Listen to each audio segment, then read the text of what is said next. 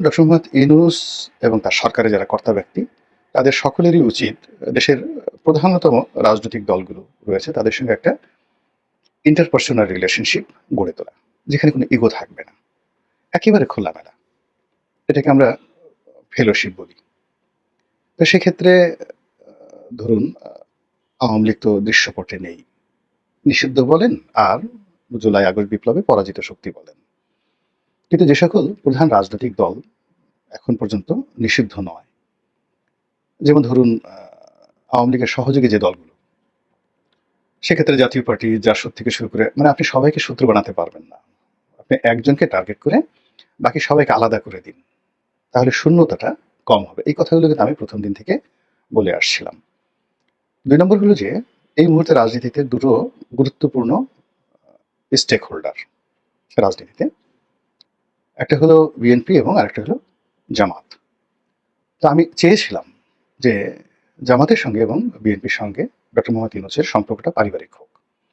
Doctor Mohammad Yunus সাহেব London গিয়ে তারেক রহমান সাহেবের সঙ্গে বৈঠক করুন, এ কথা আমি বহুবার বলেছি।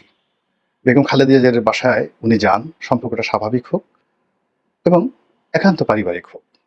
একই সঙ্গে তিনি জামাতের অফিসে যান, বারবার জামাত তাদের অফিসে যাবে, এটা অনেকটা কর্তৃত্ববাদী হয়ে যায়। রাজনীতিতে এই জিনিসগুলো, এই ইগো থাকে না। এখানে দেখা গেল যে জামাত বা অন্যান্য রাজনৈতিক দলের যারা শীর্ষ নেতা, তাদের কারোর মধ্যে কিন্তু এই ইগো নাই। যখন তাদের প্রয়োজন, তারা কিন্তু লজ্জা শরম ত্যাগ করে প্রতিপক্ষের সাথে, শত্রুর সঙ্গে সমঝোতায় বসতে হচ্ছে। তো প্রধান উপদেষ্টার যে পদ এবং পদবি, এটা মূলত একটা পলিটিক্যাল পোস্ট অ্যান্ড পোর্টফোলিও। ২ নম্বর হলো যে এর সঙ্গে জনগণের আশা আকাঙ্ক্ষা যুক্ত হয়েছে, বিশেষ করে এই জুলাই আগস্ট বিপ্লবের কারণে। ফলে এটা যে কেবল একটা পলিটিক্যাল পোস্ট অ্যান্ড পোর্টফোলিও তা নয়, তার সঙ্গে সঙ্গে জনগণের আশা এবং আকাঙ্ক্ষার একটা বিরাট অংশ এইটাকে কেন্দ্র করে রয়েছে। ফলে এখানে আমজনতার সঙ্গে সম্পর্ক রক্ষা করতে হলে ইগো থাকা চলবে না, ব্যারিয়ার থাকা চলবে না। অতীতে আমরা জাস্টিস হাবিবুর রহমান সাহেবকে দেখেছি এই ক্ষেত্রে সবচেয়ে সফলতম। মানে তিনি কোনো অবস্থাতেই তার অফিসের সঙ্গে জনগণের এবং পলিটিক্যাল যে শক্তি সমূহ রয়েছে সেটার কোনো দূরত্ব ছিল না। ফলে ইতিহাসের সবচেয়ে সুন্দর একটা নির্বাচন এবং একটা তত্ত্বাবধায়ক সরকার উপহার দিয়ে এই ঢাকা শহরে কোনো রকম রাষ্ট্রীয় প্রোটোকল ছাড়া রমনা পার্কে খুব সকালবেলা প্রাতঃভ্রমণ করেছেন, সন্ধ্যার পরে প্রাতঃভ্রমণ করেছেন, বিকালবেলা হেঁটেছেন, সাধারণ মানুষের সঙ্গে শুভেচ্ছা বিনিময় করেছেন এবং মৃত্যুর পূর্বক্ষণ পর্যন্ত জাতির মন এবং মননে সম্মান এবং মর্যাদার সর্বোচ্চ শিখরে ছিলেন জাস্টিস হাবিবুর রহমান। কারোর সাথে দ্বিধাদ্বন্দ্ব, শত্রুতা তৈরি হয়নি। বিচারপতি শাহাবুদ্দিন সাহেব ভালো নির্বাচন করেছেন, কিন্তু তিনি আওয়ামী লীগের রাষ্ট্রপতি হওয়ার কারণে আওয়ামী লীগের সঙ্গে তার সম্পর্কটা শেষ পর্যন্ত ভালো যায়নি। আবার লতিফুর রহমান সাহেব নির্বাচন করেছেন, ভালো করেছেন, কিন্তু তার কর্মকাণ্ডের কারণে আওয়ামী লীগের সঙ্গে তার সম্পর্ক ভালো ছিল না। একমাত্র জাস্টিস হাবিবুর রহমানের কার্যকাল, মেয়াদকাল, তার কর্মকাণ্ড প্রো পিউপিল ছিল এবং এই বিষয়টি ডক্টর মোহাম্মদ ইউনূস খুব ভালো করে জানেন। তার সঙ্গে জাস্টিস হাবিবুর রহমানের সম্পর্ক খুব ভালো ছিল। তো সেদিক থেকে আমার এক্সপেকটেশন ছিল যে উনি ওইরকম কিছু একটা করুন, সবার সাথে খোলামেলা চালচলন করুন এবং পরবর্তীতে তিনি গ্রামীণ ব্যাংকের মানুষ হয়ে থাকুন, নোবেল লরিয়েট হয়ে থাকুন এবং আমজনতার মানুষ হয়ে থাকুন। তো এই এক্সপেকটেশন থেকে কথাগুলো আমি বলেছিলাম এবং যখন আমি দেখলাম যে বিপরীতে সবকিছু হচ্ছে, সঙ্গত কারণেই সমালোচনা মুখর হয়েছি একেবারে সেই আগস্টের ১০ তারিখ থেকে। আমার যারা ঘনিষ্ঠজন ছিলেন তারা প্রথম দিন থেকে আমাকে অনেকে নিষেধ করেছেন, অনেকে বলেছেন, যারা আমাকে পছন্দ করেন না তারা গালাগাল করেছেন, ভীষণ রকমভাবে আমাকে একজন আনপ্রেডিক্টেবল মানুষ হিসাবে বর্ণনা করার চেষ্টা করেছেন, কিন্তু তারপরে আমি আমার যে সমালোচনা সেটার ধারাবাহিকতা বজায় রেখেছি এবং এখন পর্যন্ত আমি সেটার উপরে আছি।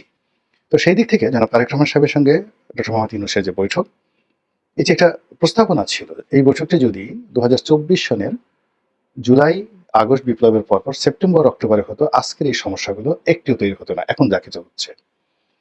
এবং নির্বাচনটি যদি ফেব্রুয়ারি মাসে হতো, তাহলে আজকে যে বিষয়গুলো নিয়ে বিতর্ক হচ্ছে এবং যে অনিশ্চয়তা দেখা দিয়েছে তার একটিও হতো না এবং ডক্টর মোহাম্মদ ইউনূস সকলের মাথার মুকুট হয়ে তিনি থাকতে পারতেন। কিন্তু এখন ঠিক সেম কাজটাই তিনি করলেন, কিন্তু বহু বছর পরে। ফলে কি হলো, তিনি নতুন বন্ধু হিসেবে বিএনপিকে কাছে নিলেন বটে, কিন্তু মধ্যে একটা সরল রেখা রয়ে গেছে, একটা সামন্তরাল রেখা রয়ে গেছে। উভয়ের মনের মধ্যে অবিশ্বাস, অনাস্থা, ভয় কাজ করছে এই তাদের বন্ধুত্বের মধ্যে। অন্যদিকে তার সঙ্গে যাদের কৌশলগত মিত্রতা হয়েছিল গত ১০ মাসে, সেই কৌশলগত মিত্ররাও এখন এলোমেলো হয়ে গেছেন। তারা সিদ্ধান্ত নিতে পারছেন না। তাদের অভিমানে বুক একেবারে যাকে বলা হয় স্তব্ধ হয়ে আছে। তাদের পঞ্চ ইন্দ্রিয় রাগে, ক্ষোভে, ক্রোধে, অভিমানে মানে রীতিমতো ফুলে গেছে। এর বাইরে ক্ষমতার যে কেন্দ্রগুলো ছিল, সেই ক্ষমতার কেন্দ্রগুলো হঠাৎ করে হাই ভোল্টেজ হয়ে গেছে।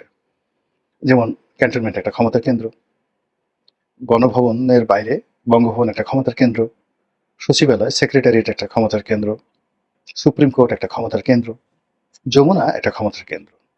এখন এই কেন্দ্রগুলোর সঙ্গে যে পারস্পরিক যোগাযোগ ছিল কিংবা তাদের মধ্যে রেষারেষি ছিল, তাদের মধ্যে একে অপরকে নিয়ন্ত্রণ করার, একে অপরকে ওন করার, ভালোবাসার যে একটা রসায়ন তৈরি হয়েছিল গত 10 মাসে, ঠিক এই বৈঠকের পরে সবগুলো থমকে গেছে এবং সবাই যার যার জায়গায় মানে কোনো রকম আপনি যারা বিদ্যুৎ বিভাগে কাজ করেন তারা জানেন যে কোনো একটি বিদ্যুৎ প্ল্যান্টে যখন বিদ্যুৎ উৎপন্ন হয়, ধরুন 10,000 ভোল্টের বিদ্যুৎ পরিবাহনের জন্য একটা সঞ্চালন লাইন, আর বিদ্যুৎ সেখানে তৈরি হচ্ছে 10 মেগাওয়াট।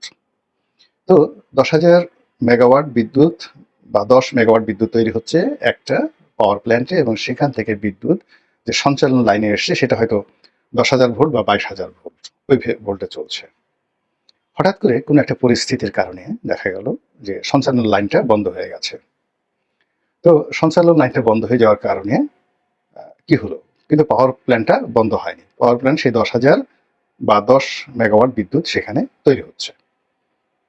তো পরবর্তীতে যখন আপনি সঞ্চালন লাইনটা আবার যুক্ত হয়ে যায়, তখন সেখানে কি ধরনের প্রতিক্রিয়া তৈরি হবে? এখন এই পাওয়ার হাউসগুলোর যার যার পাওয়ার সেটা এক্সট্রিম পর্যায়ে এই জুন মাসে তারা পাওয়ার উৎপন্ন করছে, কিন্তু তাদের মধ্যে যে সঞ্চালন লাইনটা ছিল অতীতে, সেই সঞ্চালন লাইনটা এর সঙ্গে বির, বির সঙ্গে সির, সির সঙ্গে ডির সব এলোমেলো হয়ে গেছে। ফলে কি হলো, এই যে সঞ্চালন লাইনটি এখন নতুন করে তাদেরকে আবার পুনঃস্থাপন করতে হবে। এখন পুনঃস্থাপন করতে গেলে আগে তো বিদ্যুৎ স্টেশনগুলো বন্ধ করতে হবে, মানে পাওয়ারটাকে জিরো করতে হবে। আর এইভাবে যদি হাই ভোল্টেজ নিয়ে আবার পুনঃসংযোগ স্থাপন করতে হয়, তাহলে কি হবে? বিদ্যুৎ কেন্দ্র জ্বলে যাবে, যারা এই সংযোগ স্থাপন করতে যাবেন তারা পুড়ে ছারখার হয়ে যাবে, যে কোনো দুর্ঘটনা ঘটতে পারে।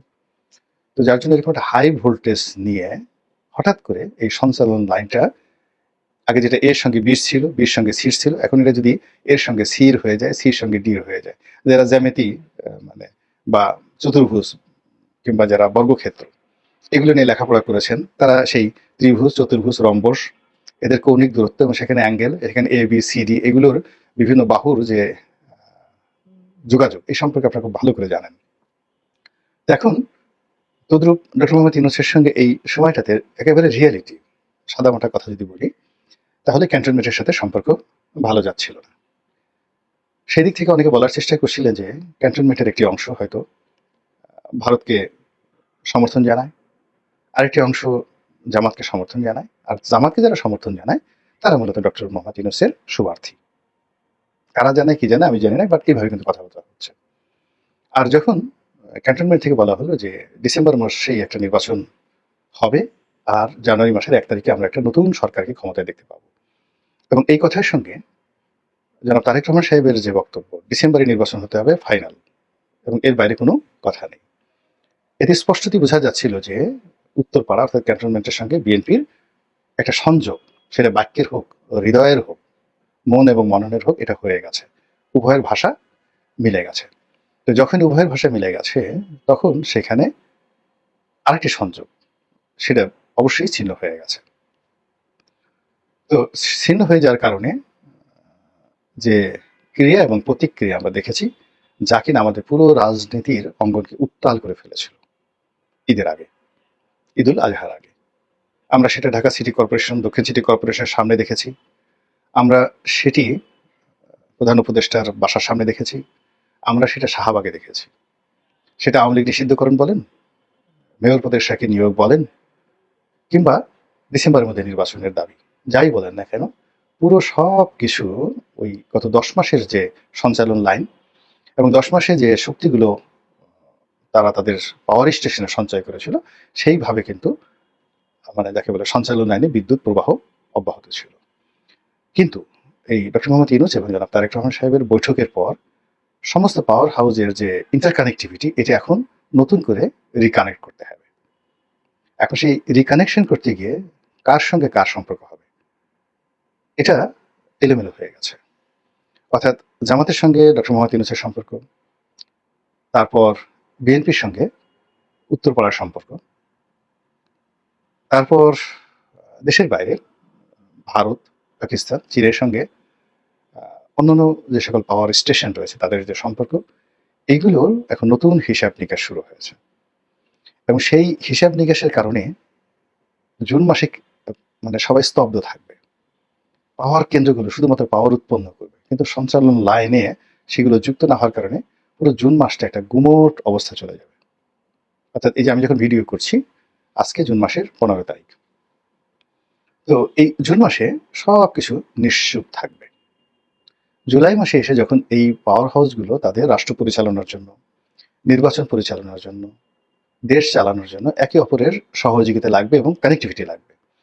এই কানেক্টিভিটি করতে গিয়েই সেখানে ফায়ার, ক্রস ফায়ার, এরপরে সেখানে অন্য যে সকল জিনিসগুলো হবে, যে ট্রান্সমিশন, ক্রস ট্রান্সমিশন, বিদ্যুৎ প্রবাহ এবং এন্টি প্রবাহ, এই সব মিলিয়ে জুলাই মাসটা কি যে হবে আমরা কিন্তু বলতে পারছি না। ফলে জনাব তারেক রহমান সাহেবের যে বৈঠকটি এই সময়টিতে হলো, এটি বিএনপির মধ্যে খুব আনন্দের বন্যা তৈরি করেছে এবং নিঃসন্দেহে doctor Mohammad Yunus now one of the happiest man. তিনি সেখান থেকে ফিরে এসেছেন সন্তুষ্ট চিত্তে এবং সেটি স্বাভাবিক বিষয়।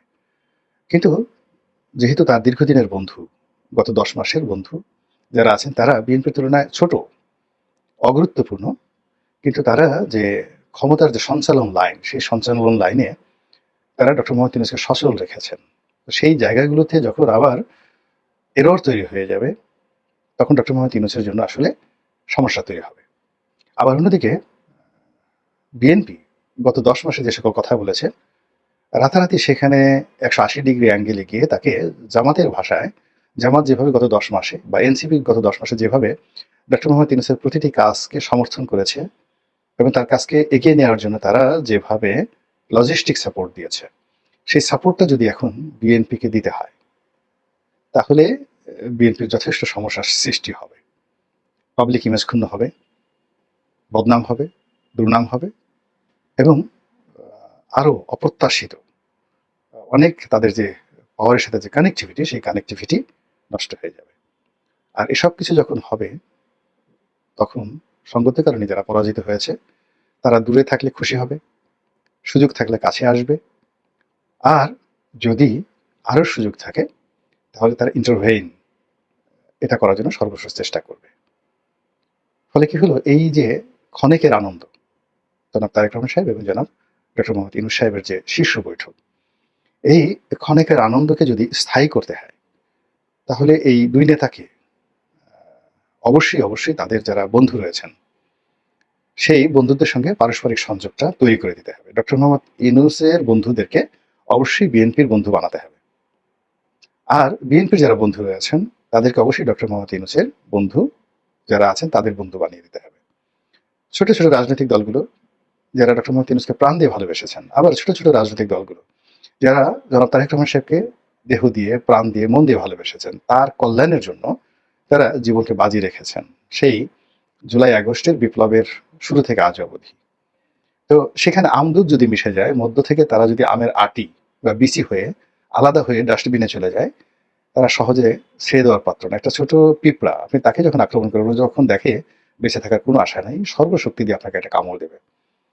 তো সেই দিক থেকে বন্ধুদের যে কামড়, এটা উভয় নেতার জন্য এবং উভয় নেতার যে ক্ষমতার পাওয়ার হাউস রয়েছে, সেই পাওয়ার হাউসের জন্য খুবই ক্ষতিকর। এর কারণ হলো, বন্ধুরা বা পারিবারিক যারা লোকজন রয়েছে তারা একটি পাওয়ার স্টেশনের যে সার্কিটগুলো রয়েছে তারা চিনেন, সংযোগগুলো তারা খুব ভালো করে জানেন এবং কিভাবে সেখানে শক্তি উৎপন্ন হচ্ছে, কিভাবে সেটা অ্যাক্টিভ হচ্ছে এবং রিঅ্যাক্টিভ হচ্ছে এবং প্রোঅ্যাক্টিভ হচ্ছে, সেটা বিএনপির ঘনিষ্ঠজন এবং ডক্টর মোহাম্মদ ইউনূস সাহেবের ঘনিষ্ঠজন খুব ভালো করে জানেন। কাজেই এটা যদি একটা নেগোসিয়েশনের জায়গায় না আনা যায়, বন্ধনটা হতে হবে শুধুমাত্র দুই নেতার বন্ধন হলে হবে না, দুটো গোষ্ঠীর এবং দুটো জোটের, আলটিমেটলি দুটো জোট, ডক্টর মোহাম্মদ ইউনূসের জোট এবং বিএনপির জোট, জনাব তারেক রহমান সাহেবের জোট। এদের মধ্যে যদি আগামী ২ সপ্তাহের মধ্যে বৃহত্তর এরকম একাধিক বৈঠক না হয়, তাহলে এরকম একটা সুন্দর দৃশ্য যা আমরা লন্ডনে দেখেছি এবং যেটা নিয়ে সবাই খুব আশাবাদী, এটি সকলের জন্য লায়াবিলিটিস হয়ে যাবে এবং বুমেরাং হয়ে যাবে। আল্লাহ আমাদের সবাইকে হেদায়েত দান করুন এবং হেফাজত করুন। আসসালামু আলাইকুম ওয়া রাহমাতুল্লাহি ওয়া বারাকাতুহু।